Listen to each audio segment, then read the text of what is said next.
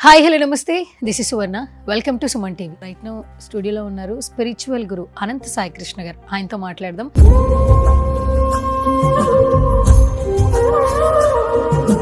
So ఈ రోజు ఏ topics గురించి డిస్కస్ చేస్తారో ఆయన మాటలో అడిగి తెలుసుకుందాం. సో హాయ్ అండి. నమస్తే. నమస్తే. ముందుగా దసరా శుభాకాంక్షలు. Thank you. Same to you. Dasara వచ్చిందంటే చాలు తెలంగాణలో ఎక్కువగా భవానీ మాలల గురించి మాట్లాడుతూ ఉంటారు. మాలలు వేసుకుంటూ ఉంటారు. ఇప్పుడు మనకి అయ్యప్ప మాల ఎలా వేసుకుంటారో భవానీ మాలలు కూడా అంతే ప్రాముఖ్యత ఉందని చెప్పొచ్చు. బట్ నవడేస్ చూస్తుంటే మాల వేసుకున్న తర్వాత ఎలా ఉండాలి, మన నియమాలు కావచ్చు, పద్ధతులు ఎలా పాటించాలనేది నిజంగా చాలా మందికి తెలియట్లేదు. ఒకప్పుడు మాల వేసిన దీక్ష చేసిన చాలా కఠినంగా ఉండేవారట. కింద పడుకోవడము, ఒక పూటే అల్పాహారం చేయడము, ఫోన్స్ చూడకపోవడము, టీవీస్ చూడకపోవడం. కానీ ఇప్పుడు నవడేస్ చాలా మంది మాలలు వేసుకుంటున్నారు, ఇవన్నీ చేస్తున్నారు. అసలు మాల వేసుకునేటప్పుడు చేయవలసినటువంటి నియమాలు ఏంటి? ఇప్పుడు మాల ఎందుకు వేస్తారంటే పూర్తిగా తనలో ఉన్నటువంటి ఈర్ష్య, ద్వేష, పగ, ప్రతీకారాలు అనేటివి పక్కన పెట్టేసి 11 రోజులు, ఒక 21 రోజులు, 41 రోజులు అనేటివి పూర్తిగా వాళ్ళు ఏ దేవుడికైతే మాల వేస్తారో వాళ్ళు పూర్తిగా వాళ్ళు వేసినటువంటి మాల యొక్క దేవుడికి అసెండ్ అయిపోతారు. అది అండి అసలైన మాల యొక్క అర్థం అనేది. బట్ ఇప్పుడు ఏం చేస్తున్నారంటే మాల వేసినప్పుడు మొబైల్ చూడడము, తర్వాత ఇవన్నీ ఎలాగుంటాయంటే జస్ట్ వాళ్ళు ఒక పూజ చేసినప్పుడు ఒకటే మాలకు సంబంధించిన భక్తి భావంలో ఉంటారు. తర్వాత బయటకు వచ్చేసిన తర్వాత మళ్ళీ ఒక వాళ్ళు నార్మల్ లైఫ్ అనేది అలవాటు పడిపోతున్నారు. భక్తి అనేది అలా ఉండకూడదండి. మీరు ఇందాక అడిగారు మన పూర్వం వాళ్ళు మాల వేస్తే చాలా పద్ధతిగా జెన్యున్గా ఉండేవాళ్ళని. నిజమైన మాల అంటే అదేనండి. అప్పుడు చూస్తే మనము వాళ్ళు 4ంటికి నిద్ర లేచేవాళ్ళు, ఒక పూటే భోజనం చేసేవాళ్ళు, మళ్ళీ ఎప్పుడు ఉదయం 7:30 లోపు డిన్నర్ చేసేసి పూర్తిగా భక్తి భావానికి అంకితం అయిపోయేవాళ్ళు.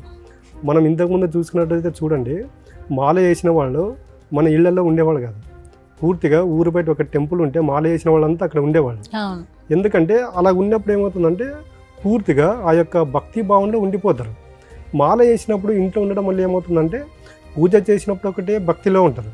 తర్వాత ఇంటికి వచ్చిన తర్వాత ఏమవుతుందంటే మనం ఎంత మాల వేసినా, ఎంత దైవ భక్తిలో ఉన్నా కూడా సమస్యలు, తర్వాత ఈ ఫ్యామిలీలో అనేటివి అన్నీ గుర్తొస్తుంటాయి. అలాంటప్పుడు ఏమవుతుందంటే మనం వేసిన మాలకు ఇంపార్టెంట్ ఉండదు, రిజల్ట్ కూడా ఉండదండి. మనం అనుకుంటుంటాం, ప్రతిసారి చెబుతూ ఉంటాము పంచభూతాలకు మమేకం అవ్వండి, విశ్వమేక సిద్ధాంతాన్ని పాటించండి అనేది. మనం ఇది ఏదైతే చెబుతున్నామో ఇప్పుడు మీరు చెప్పారు భవానీ మాల, అయ్యప్ప దీక్ష, శివ దీక్ష అనేది వాళ్ళకి తెలియకుండానే వాళ్ళు మాల వేసిన సమయంలో పూర్తిగా పంచభూతాలకు అసెండ్ అయ్యి జీవన విధానాన్ని సాగిస్తున్నారు. బట్ వాళ్ళకి తెలియదు. మనకు అబ్జర్వ్ చేస్తే చూడండి, నేను ఎప్పుడు చెప్తూ ఉంటాను, వీక్లీ ఒకసారి చెప్పులు లేకుండా నడవండి, పాదాలు అలా భూమిపైన పెడుతూ ఉండండి అని. ఆ మాలధారణ సమయంలో చూడండి, వాళ్ళు ఎన్ని రోజులైతే మాలలో ఉంటారో అన్ని రోజులు దీక్ష సమయంలో చెప్పులు వేసుకోరు. చెప్పులు వేసుకోకపోవడం వల్ల ఏమవుతుందంటే మనిషికి ప్రేమతత్వము, కృతజ్ఞత భావత, ఓర్పు, సహనం అనేది వస్తాయి. తర్వాత చూడండి, ఉదయం మనం ఎప్పుడు మా లాస్ట్ వీడియోలో మాట్లాడుకున్నాం బ్రహ్మముహూర్తం అనేది.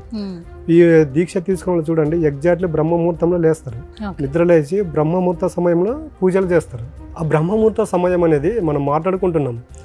ముహూర్తం అనేది ఏంటంటే మనం యొక్క శుభకార్యానికి ఒక మంచి సమయాన్ని కేటాయించడాన్ని ముహూర్తం అంటారు. అక్కడ చూడండి మరి దీక్ష సమయంలో ఆ సమయంలో ఎందుకు అదే సమయంలో ఎందుకు పూజ చేస్తారంటే మన బ్రహ్మముహూర్తం అంటే ఆ సమయంలో మనం ఏం చేసినా కూడా మన యొక్క కోరికలు నెరవేరుతాయి కాబట్టి ఆ సమయాన్ని బ్రహ్మముహూర్తం అంటారు. మనం పూజలు చేసేటప్పుడు చూడండి, దీక్ష చేసుకున్న వాళ్ళు ఉదయం 5:00 పూజ అయిపోగొడతారు. ఎందుకంటే ఆ సమయంలో మనం యూనివర్స్ అనుకోండి, తర్వాత ఈ పంచభూతాలు అనేటివి అనుకోండి, మన యొక్క జీవన విధానం అనుకోండి, మనిషి పూర్తిగా 0 స్టేజ్ ఆలోచనలో ఉంటాడు. అలాంటప్పుడు ఏమవుతుందంటే మనం చేసే పూజకు కూడా ప్రతిఫలం ఉంటుంది. ఇప్పుడు మనం పెద్ద పెద్ద దేవాలయాలు తీసుకున్న తిరుపతి, శ్రీశైలము, తర్వాత ఇవన్నీ మనం నోటెడ్ టెంపుల్ తీసుకున్నటువంటి చూడండి, అక్కడ విగ్రహాలకు ఈ బ్రహ్మముహూర్త సమయంలోనే ఉదయం 4:30 to 5 లోపు విగ్రహాలు మొత్తం నీట్గా కడిగి పూజ చేస్తారు. ఎందుకంటే బ్రహ్మముహూర్త సమయానికి అంత ఇంపార్టెంట్ ఉంది. ఈ దీక్షలు చేస్తున్న వాళ్ళు ఏదైతే ఉన్నారో ఈ దీక్ష సమయంలో కాకుండా దీక్ష అయిపోయిన తర్వాత అదే లైఫ్కి అలవాటు పడితే ఏమవుతుందంటే మన యొక్క ఏదైతే సమస్యలు, కష్టాలు, నష్టాలు అనుకుంటుంటామో అవి మన జోలికి రావండి.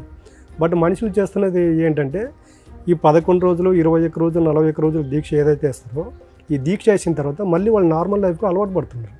అలా పడకూడదండి. ఇప్పుడు మనం చూస్తున్నాము, ఈ సంవత్సరం మాల వేశారు అంటే 11 రోజులు మాల వేసిపోయిన తర్వాత మళ్ళీ మాల తీసేస్తారు. అంటే నెక్స్ట్ ఇయర్ వరకు మన దగ్గర భవానీ మాత లేదని అర్థమా, లేకపోతే శివుడు లేడని అర్థమా, అయ్యప్ప లేడని అర్థమా? అక్కడ ఏమవుతుందంటే దేవుడు ఏదైతే మనం భక్తిలో ఉన్నప్పుడు దీక్షలో ఉన్నప్పుడు ఏదైతే పాటిస్తామో మిగతా సమయంలో కూడా అదే పాటిస్తే ఆ భగవంతుని యొక్క ఆశీర్వాదం మన పైన ఉంటుంది. ఎప్పుడైతే పూర్తిగా మనము దీనికి అసెండ్ అయిపోతామో మనం మాట్లాడుకున్నాం అద్భవం తద్భవద్దని. ఎప్పుడైతే చూడండి మనం ఈ రోజు పూజలు భగవంతునికి అలవాటు పడినప్పుడు ఏమవుతుందంటే పూర్తిగా మన యొక్క మైండ్ సెట్ అనేది పాజిటివ్గా మారిపోతుంది. ఒకసారి మన యొక్క ఆలోచనలు పాజిటివ్గా మారాయి అనుకోండి, పూర్తిగా మన చుట్టూ ఒక పాజిటివ్ ఆరా అనేది క్రియేట్ అవుతుంది. ఒకసారి ఒక వ్యక్తికి పాజిటివ్ ఆరా క్రియేట్ అయింది అనుకోండి, ఆయన పట్టిందల్లా బంగారం అంటారు. ఆ విధంగా మనం చేసే ప్రతి పనిలో సక్సెస్ ఉంటుందండి. మనం చేసే దీక్షకి ఇదేనండి అసలైనటువంటి అర్థం అనేది. ఇప్పుడు మాల వేసుకునేటప్పుడు చాలా నిష్టగా వేసుకుంటారు, అమ్మాయిలు కావచ్చు అబ్బాయిలు కావచ్చు. ఈ కొన్ని నియమాలు ఏంటంటే అంత కఠినంగా ఉంటేనే ప్రతిఫలం బాగుంటుంది అని చెప్తుంటారు ఎప్పుడో నుంచి పెద్దవాళ్ళు కూడా. ఇప్పుడు ఆ 3 రోజులు కావచ్చు, 5 రోజులు కావచ్చు, 9 రోజులు కావచ్చు, ఆ భగవంతుని మాల వేసుకున్నప్పుడు ఈవెన్ కూర్చోటప్పుడు కూడా కటిక నేల మీదే కూర్చోవాలి, ఆ నేల మీదే పడుకోవాలి, సోఫాస్ లో కూర్చోవద్దు. ఇప్పుడు మేము మంచం మీద పడుకోవట్లేదు, దివాన్ మీద పడుకోవచ్చు. ఏంటంటే సెక్యూరిటీ కోరుకుంటున్నారు చాలా మంది కూడా, దాంట్లో అది కూడా పూజనే భావిస్తున్నారు.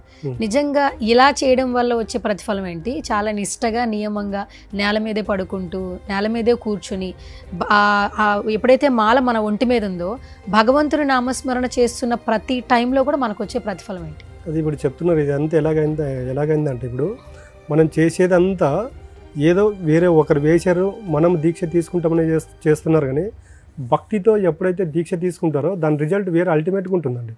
మీరు చూడండి, కొంతమంది భక్తి భావంలో మునిగిన వాళ్ళకి చూడండి, వాళ్ళకి ఎటువంటి సమస్యలు వచ్చినా కూడా ఎన్ని కష్టాలు వచ్చినా కూడా చలించరు. ఇప్పుడు ఏదైతే ఈ 11 రోజులు భవాని మాల వేస్తారో తర్వాత మీకు వచ్చే ప్రతి కష్టానికి ఆమె దారి చూపిస్తానని నమ్మండి. అలా నమ్మినప్పుడు ఏమవుతుందంటే మీకు మెంటల్గా ప్రిపేర్ అవుతారు.